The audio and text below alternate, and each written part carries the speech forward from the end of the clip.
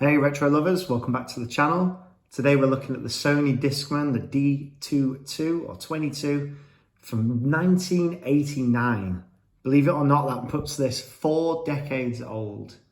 It's got the cool name or tricky name of compact disc, compact player. We would mostly just call this a Discman, wouldn't we?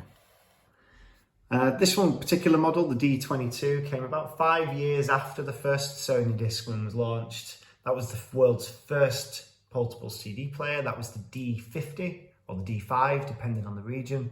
And that launched the Discman brand back in 1984. This particular model is 13.8 centimeters wide, 15 centimeters long, and 3.8 centimeters tall. It weighs just under half a kilogram. That's without the 4 AA batteries. And they go under here. A little bit fiddly to get to the battery compartment. It took me ages to find it. It does have a little open flip there and 4 batteries go in nicely. Of course, I've gone for rechargeables. I'm pretty sure this one would gobble up the battery power. Have a little look inside. As we spin it around and close the lid again, you can see the plastic that this is made out of. I have had other Discmans, and this one is a bit scratchy. If I'm honest, a little bit cheap feeling. I had other Discmans, possibly the earlier ones, I know that have been made out of metal. Definitely have a more quality feel to them. This is nice and all, it's sturdy and heavy, but I'm not sure about that plastic really myself.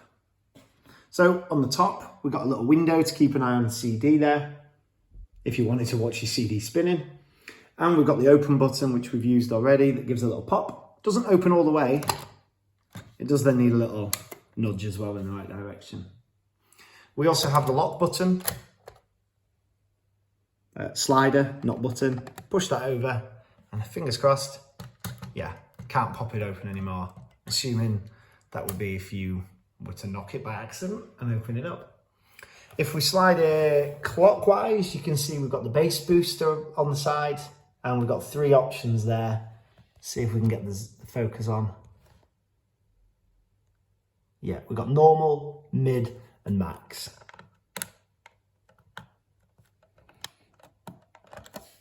The bass booster option enhances the low frequency sounds, so that maximizes bass and gives a bit of a punchier sound as well.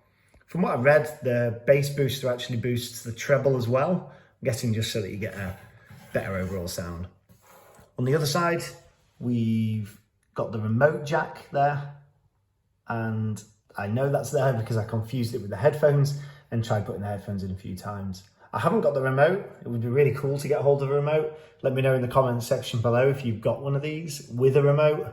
I would really quite like to see it. I'd definitely like to get my hands on one.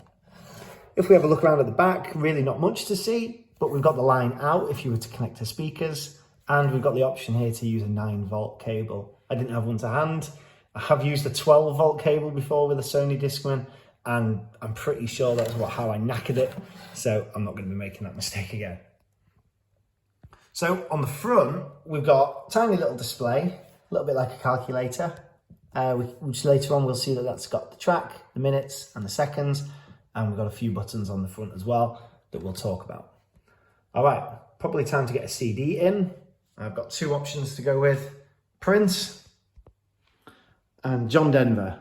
I'm pretty sure whichever one I pick here, someone's going to complain in the comments. You know, I've never really liked Prince. Let's go with John Denver. So we'll pop it open, give it a nudge, and in goes Johnny. So we've got our 4 options on the front. We've got skip back, skip forwards.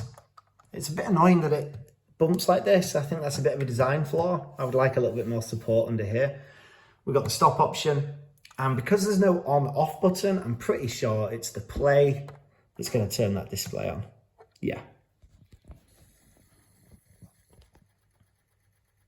Tells us how long the CD is completely and takes us straight to track 1. Not sure we're going to be able to hear this, so let's see if we need to get the volume up. We do have our Sony Walkman headphones, not originals, probably not from 1989. All right, let's listen to John.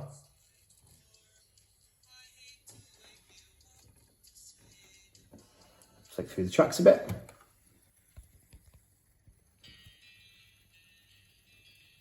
And we all know this one. We might not know track 3, we're into unknown territory now. Will it be Annie's song? Don't think so. Turns out I'm not a huge John Denver fan either. Something Valley, Mountain High, Valley High, not sure on the name of that song. Let's turn John down for a little bit.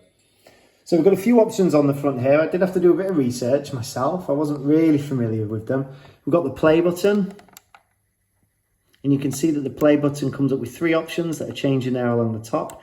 We've got the number 1 that comes up first. I don't actually know what that means. Let me know if you do.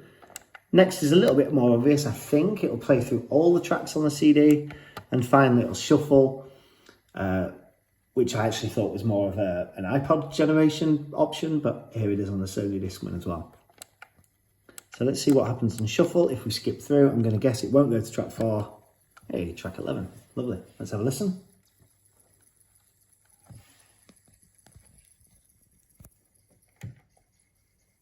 Seems to be struggling a bit.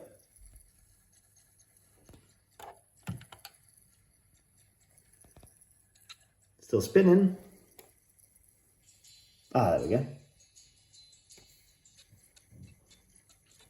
Maybe a bit of a scratch to this CD. All right, let's see what else we've got. We've also got a key button. I had to do a little bit of research into this as well.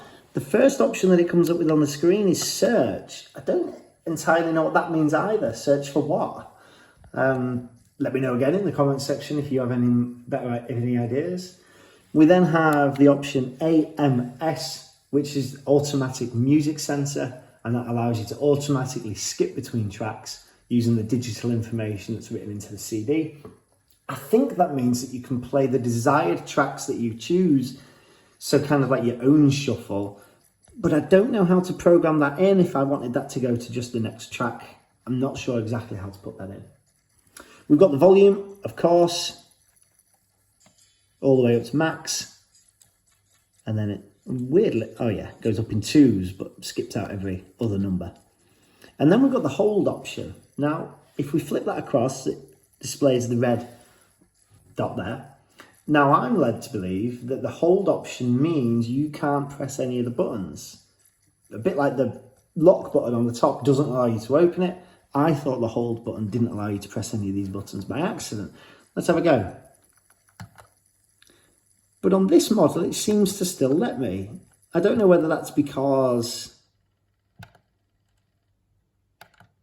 the hold slider here is broken, but it really doesn't seem to have much effect at all. Oh well, again, let me know in the comments section if you think I'm just doing something wrong there. Johnny is still spinning inside. Let's have one last listen and see what we're listening to now.